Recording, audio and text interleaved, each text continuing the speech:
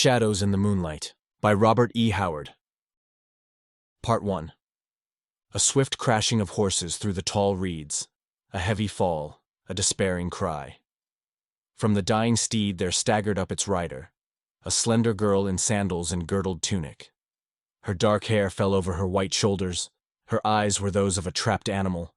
She did not look at the jungle of reeds that hemmed in the little clearing, nor at the blue waters that lapped the low shore behind her. Her wide-eyed gaze was fixed in agonized intensity on the horseman who pushed through the reedy screen and dismounted before her.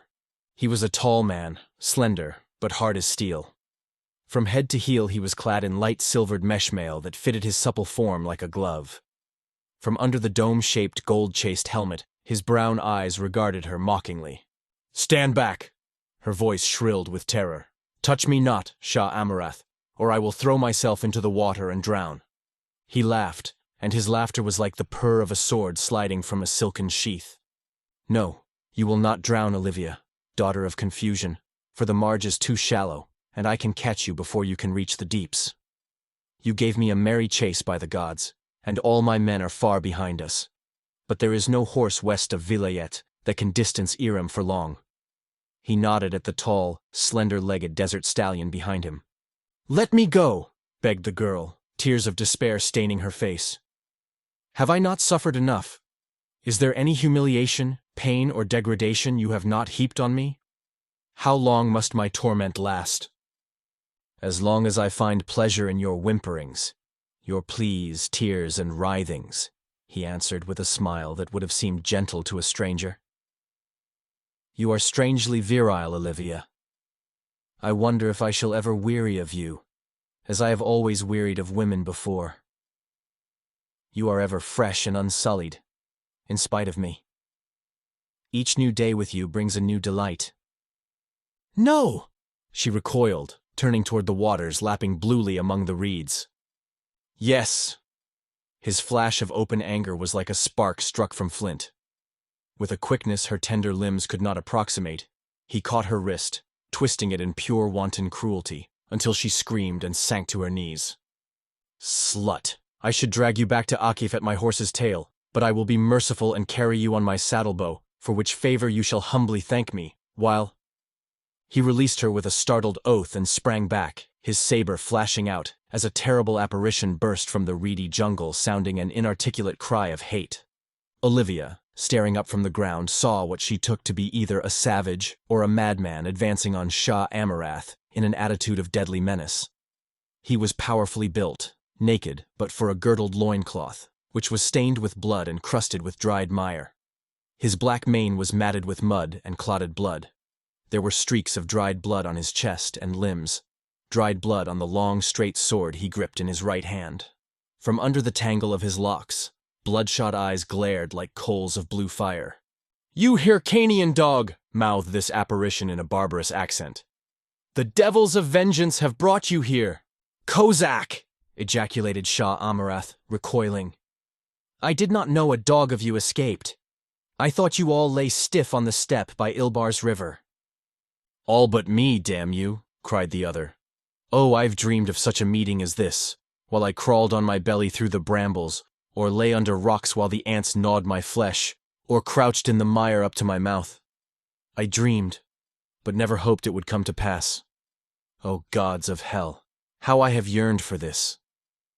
The stranger's bloodthirsty joy was terrible to behold. His jaws champed spasmodically, froth appeared on his blackened lips. "Keep back," ordered Shah Amurath, watching him narrowly. Ha! It was like the bark of a timber wolf. "Shah Amurath, the great lord of Akif. Oh, damn you, how I love the sight of you. You, who fed my comrades to the vultures, who tore them between wild horses, blinded and maimed and mutilated them. Ah, you dog, you filthy dog!" His voice rose to a maddened scream, and he charged. In spite of the terror of his wild appearance, Olivia looked to see him fall at the first crossing of the blades. Madman or savage, what could he do, naked, against the mailed chief of Akif? There was an instant when the blades flamed and licked, seeming barely to touch each other and leap apart.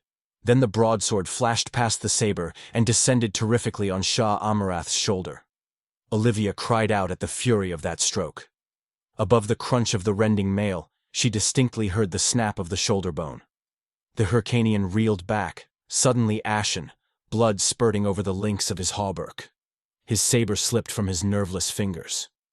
"Quarter," he gasped. "Quarter?" There was a quiver of frenzy in the stranger's voice. "Quarter such as you gave us, you swine." Olivia closed her eyes. This was no longer battle, but butchery, frantic, bloody, impelled by an hysteria of fury and hate in which culminated the sufferings of battle, massacre, torture, and fear-ridden, thirst-maddened, hunger-haunted flight. Though Olivia knew that Shah Amurath deserved no mercy or pity from any living creature, yet she closed her eyes and pressed her hands over her ears, to shut out the sight of that dripping sword that rose and fell with the sound of a butcher's cleaver, and the gurgling cries that dwindled away and ceased. She opened her eyes to see the stranger turning away from a gory travesty that only vaguely resembled a human being. The man's breast heaved with exhaustion or passion. His brow was beaded with sweat. His right hand was splashed with blood. He did not speak to her or even glance toward her. She saw him stride through the reeds that grew at the water's edge, stoop, and tug at something. A boat wallowed out of its hiding place among the stalks. Then she divined his intention and was galvanized into action. "Oh, wait!" she wailed, staggering up and running toward him. "Do not leave me! Take me with you!" He wheeled and stared at her. There was a difference in his bearing. His bloodshot eyes were sane. It was as if the blood he had just shed had quenched the fire of his frenzy. "Who are you?" he demanded. "I am called Olivia. I was his captive. I ran away. He followed me. That's why he came here. Oh, do not leave me here. His warriors are not far behind him. They will find his corpse. They will find me near it. Oh!" She moaned in her terror and wrung her white hands. He stared at her in perplexity. "Would you be better off with me?" he demanded. "I am a barbarian, and I know from your looks that you fear me." "Yes, I fear you," she replied, too distracted to dissemble. "My flesh crawls at the horror of your aspect, but I fear the Hyrcanians more. Oh, let me go with you. They will put me to the torture if they find me beside their dead lord." "Come then." He drew aside, and she stepped quickly into the boat, shrinking from contact with him. She seated herself in the bow, and he stepped into the boat, pushed off with an oar, and using it as a paddle, worked his way tortuously among the tall stalks until they glided out into open water. Then he set to work with both oars, rowing with great, smooth, even strokes, the heavy muscles of arms and shoulders and back rippling in rhythm to his exertions.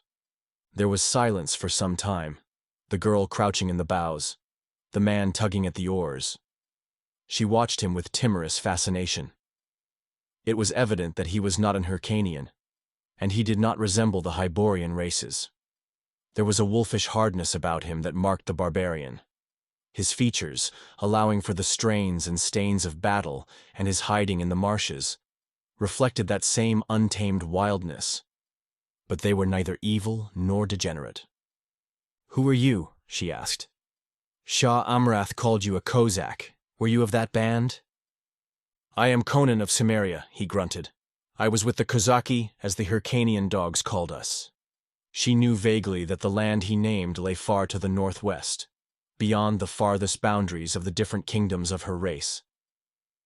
"I am a daughter of the king of Ophir," she said. "My father sold me to a Shemite chief, because I would not marry a prince of Koth." The Cimmerian grunted in surprise. Her lips twisted in a bitter smile.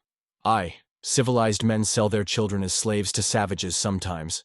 They call your race barbaric, Conan of Cimmeria." "We do not sell our children," he growled, his chin jutting truculently. "Well, I was sold, but the desert man did not misuse me. He wished to buy the goodwill of Shah Amurath, and I was among the gifts he brought to Akif of the Purple Gardens. Then—" She shuddered and hid her face in her hands. "I was lying hid in the reeds," grunted the barbarian. "I was one of those dissolute rogues, the free companions who burned and looted along the borders. There were 5,000 of us from a score of races and tribes. We had been serving as mercenaries for a rebel prince in eastern Koth, most of us, and when he made peace with his cursed sovereign, we were out of employment. so we took to plundering the outlying dominions of Koth, Zamora, and Turan impartially. A week ago, Shah Amurath trapped us near the banks of Ilbars with 15,000 men. Mitra. The skies were black with vultures. When the lines broke, after a whole day of fighting, some tried to break through to the north, some to the west. I doubt if any escaped. The steppes were covered with horsemen riding down the fugitives. I broke for the east, and finally reached the edge of the marshes that border this part of Vilayet. I've been hiding in the morasses ever since. Only the day before yesterday, the riders ceased beating up the reed brakes, searching for just such fugitives as I. I've squirmed and burrowed and hidden like a snake, feasting on muskrats I caught and ate raw for lack of fire to cook them. This dawn I found this boat hidden among the reeds. I hadn't intended going out on the sea until night, but after I killed Shah Amurath, I knew his mailed dogs would be close at hand. And what now? We shall doubtless be pursued. If they fail to see the marks left by the boat, which I covered as well as I could, they'll guess anyway that we took to sea, after they fail to find us among the marshes. But we have a start, and I'm going to haul at these oars until we reach a safe place. Where shall we find that? She asked hopelessly. Vilayet is an Hyrcanian pond. Some folk don't think so, grinned Conan grimly. Notably the slaves that have escaped from galleys and become pirates. But what are your plans? The southwestern shore is held by the Hyrcanians for hundreds of miles. We still have a long way to go before we pass beyond their northern boundaries. I intend to go northward until I think we have passed them. Then we'll turn westward and try to land on the shore bordered by the uninhabited steppes.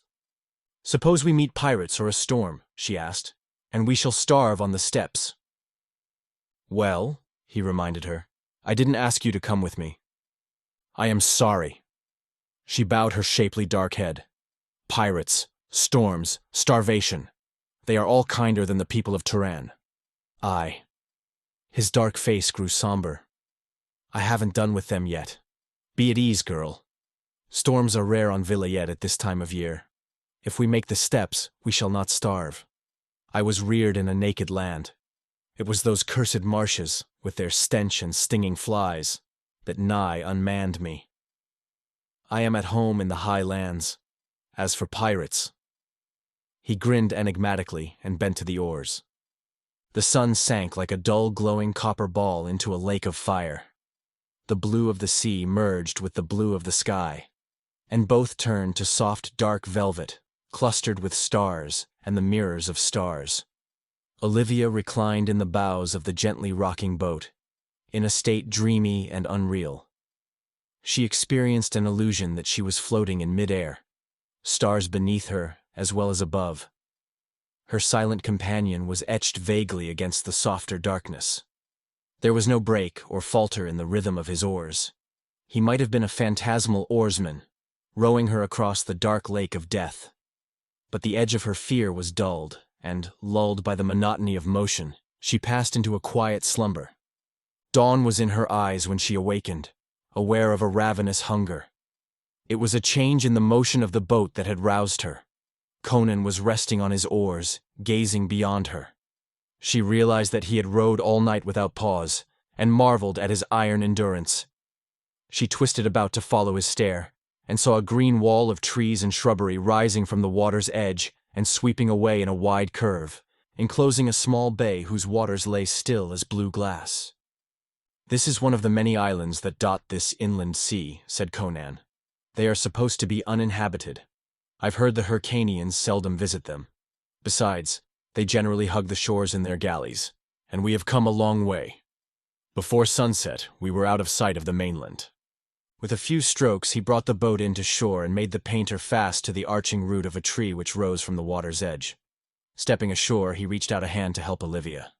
She took it, wincing slightly at the bloodstains upon it, feeling a hint of the dynamic strength that lurked in the barbarian's thews. A dreamy quiet lay over the woods that bordered the blue bay.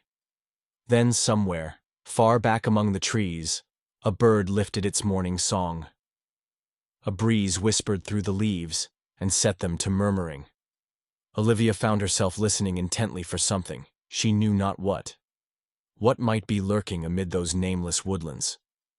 As she peered timidly into the shadows between the trees, something swept into the sunlight with a swift whirl of wings, a great parrot which dropped onto a leafy branch and swayed there, a gleaming image of jade and crimson. It turned its crested head sidewise and regarded the invaders with glittering eyes of jet. "Crom," muttered the Cimmerian. "Here is the grandfather of all parrots. He must be 1,000 years old. Look at the evil wisdom of his eyes. What mysteries do you guard, wise devil?" Abruptly, the bird spread its flaming wings, and soaring from its perch, cried out harshly, "Yagkulan yokta sutala!" and with a wild screech of horribly human laughter, rushed away through the trees to vanish in the opalescent shadows. Olivia stared after it, feeling the cold hand of nameless foreboding touch her supple spine. "What did it say?" she whispered. "Human words, I'll swear," answered Conan. "But in what tongue I can't say." "Nor I," returned the girl. "Yet it must have learned them from human lips, human or—" She gazed into the leafy fastness and shuddered slightly, without knowing why. "Crom, I'm hungry," grunted the Cimmerian. "I could eat a whole buffalo. We'll look for fruit, but first I'm going to cleanse myself of this dried mud and blood. Hiding in marshes is foul business." So saying, he laid aside his sword, and wading out shoulder-deep into the blue water, went about his ablutions. When he emerged, his clean-cut bronze limbs shone, his streaming black mane was no longer matted. His blue eyes, though they smoldered with unquenchable fire, were no longer murky or bloodshot. But the tigerish suppleness of limb and the dangerous aspect of feature were not altered. Strapping on his sword once more, he motioned the girl to follow him, and they left the shore, passing under the leafy arches of the great branches. Underfoot lay a short green sward which cushioned their tread. Between the trunks of the trees they caught glimpses of fairy-like vistas. Presently, Conan grunted in pleasure at the sight of golden and russet globes hanging in clusters among the leaves. Indicating that the girl should seat herself on a fallen tree, he filled her lap with the exotic delicacies, and then himself fell to with unconcealed gusto. "Ishtar," said he, between mouthfuls, "since Ilbars I have lived on rats, and roots I dug out of the stinking mud. This is sweet to the palate, though not very filling. Still, it will serve if we eat enough." Olivia was too busy to reply. The sharp edge of the Cimmerian's hunger blunted. He began to gaze at his fair companion with more interest than previously, noting the lustrous clusters of her dark hair, the peach-bloom tints of her dainty skin, and the rounded contours of her lithe figure which the scanty silk tunic displayed to full advantage. Finishing her meal, the object of his scrutiny looked up, and meeting his burning, slit-eyed gaze, she changed color, and the remnants of the fruit slipped from her fingers. Without comment, he indicated with a gesture that they should continue their explorations. And rising, she followed him out of the trees and into a glade, the farther end of which was bounded by a dense thicket. As they stepped into the open, there was a ripping crash in this thicket, and Conan, bounding aside and carrying the girl with him, narrowly saved them from something that rushed through the air and struck a tree trunk with a thunderous impact. Whipping out his sword, Conan bounded across the glade and plunged into the thicket. Silence ensued, while Olivia crouched on the sward, terrified and bewildered. Presently Conan emerged, a puzzled scowl on his face. "Nothing in that thicket," he growled, "but there was something." He studied the missile that had so narrowly missed them, and grunted incredulously, as if unable to credit his own senses. It was a huge block of greenish stone, which lay on the sward at the foot of the tree, whose wood its impact had splintered. "A strange stone to find on an uninhabited island," growled Conan. Olivia's lovely eyes dilated in wonder.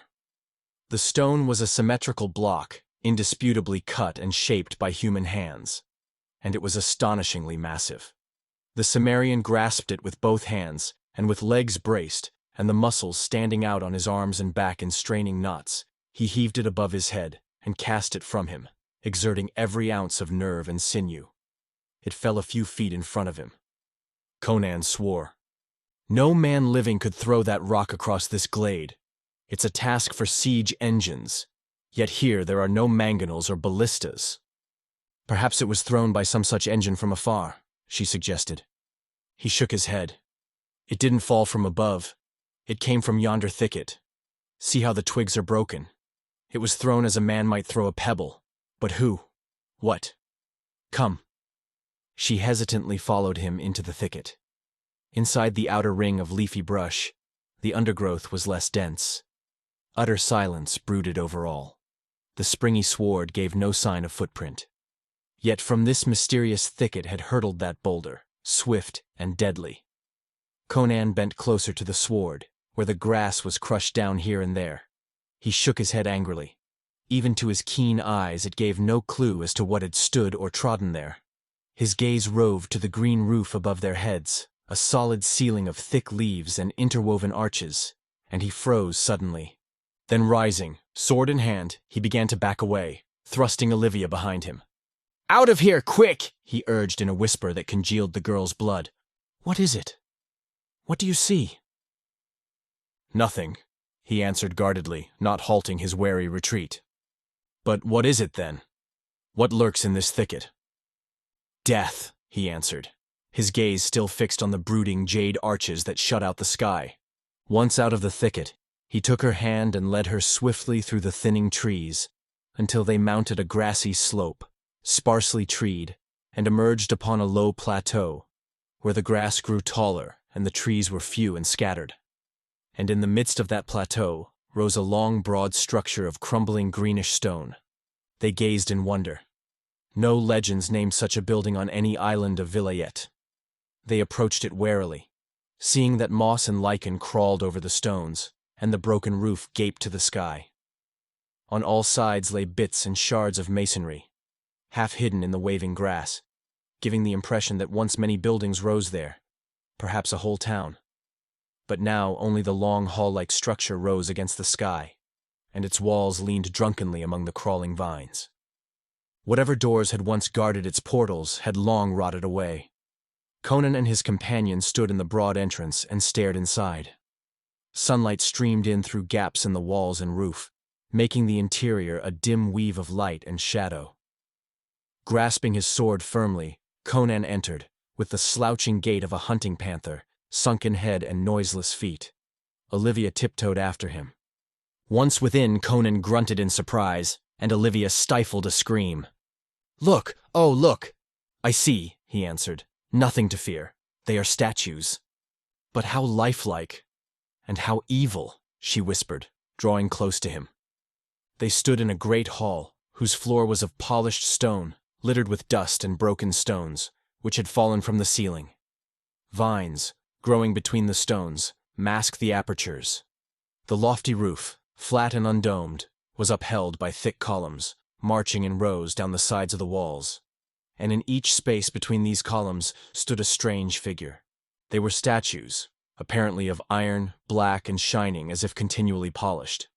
They were life-sized, depicting tall, lithely powerful men with cruel hawk-like faces. They were naked, and every swell, depression, and contour of joint and sinew was represented with incredible realism. But the most lifelike feature was their proud, intolerant faces. These features were not cast in the same mold. Each face possessed its own individual characteristics, though there was a tribal likeness between them all. There was none of the monotonous uniformity of decorative art, in the faces at least. "They seem to be listening and waiting," whispered the girl uneasily. Conan rang his hilt against one of the images. "Iron," he pronounced, "but crom. In what molds were they cast?" He shook his head and shrugged his massive shoulders in puzzlement. Olivia glanced timidly about the great silent hall. Only the ivy-grown stones, the tendril-clasped pillars, with the dark figures brooding between them, met her gaze. She shifted uneasily and wished to be gone, but the images held a strange fascination for her companion. He examined them in detail, and barbarian-like, tried to break off their limbs, but their material resisted his best efforts. He could neither disfigure nor dislodge from its niche a single image.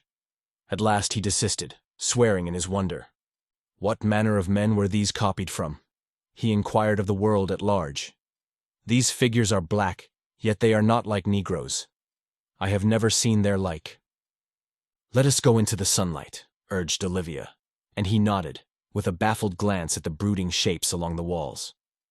So they passed out of the dusky hall into the clear blaze of the summer sun. She was surprised to note its position in the sky. They had spent more time in the ruins than she had guessed. "Let us take to the boat again," she suggested. "I am afraid here. It is a strange, evil place. We do not know when we may be attacked by whatever cast the rock." "I think we're safe as long as we're not under the trees," he answered. "Come." The plateau, whose sides fell away toward the wooded shores on the east, west, and south, sloped upward toward the north to a butte on a tangle of rocky cliffs, the highest point of the island. Thither Conan took his way, suiting his long stride to his companion's gait. From time to time his glance rested inscrutably upon her, and she was aware of it. They reached the northern extremity of the plateau, and stood gazing up the steep pitch of the cliffs. Trees grew thickly along the rim of the plateau east and west of the cliffs, and clung to the precipitous incline. Conan glanced at these trees suspiciously, but he began the ascent, helping his companion on the climb. The slope was not sheer, and was broken by ledges and boulders. The Cimmerian, born in a hill country, could have run up it like a cat, but Olivia found the going difficult.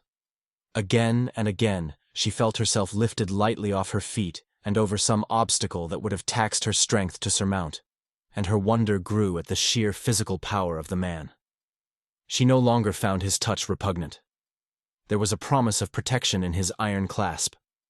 At last they stood on the ultimate pinnacle, their hair stirring in the sea wind. From their feet the cliffs fell away sheerly 300 or 400 feet, to a narrow tangle of woodlands bordering the beach. Looking southward, they saw the whole island lying like a great oval mirror, its beveled edges sloping down swiftly into a rim of green, except where it broke in the pitch of the cliffs. As far as they could see, on all sides stretched the blue waters, still, placid, fading into dreamy hazes of distance. "The sea is still," sighed Olivia. "Why should we not take up our journey again?" Conan, poised like a bronze statue on the cliffs, pointed northward. Straining her eyes, Olivia saw a white fleck that seemed to hang suspended in the aching haze. "What is it?" "A sail. Hyrcanians? Who can tell at this distance?" "They will anchor here. Search the island for us," she cried in quick panic. "I doubt it. They come from the north, so they cannot be searching for us. They may stop for some other reason, in which case we'll have to hide as best we can. But I believe it's either pirate, or an Hyrcanian galley returning from some northern raid.